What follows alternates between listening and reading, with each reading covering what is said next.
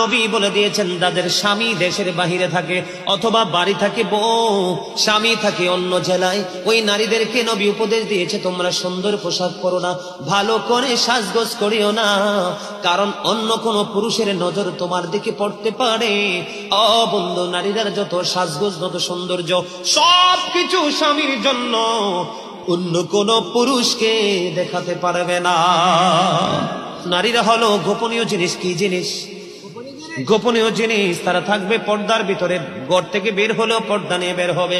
যখন মহিলারা পর্দার বাহিরে চলে আসে গো, আমার নবী বলেছেন শয়তান তখন তাদেরকে দেখে উকি ঝুঁকি দেয়।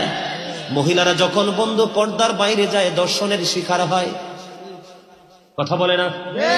আজকে পৃথিবীর ইতিহাসে তথা বাংলাদেশের ইতিহাসে দেখেন, একটা ইতিহাস দেখাতে পারবেন না একটা পর্দাশীল নারীর জীবনে কোনো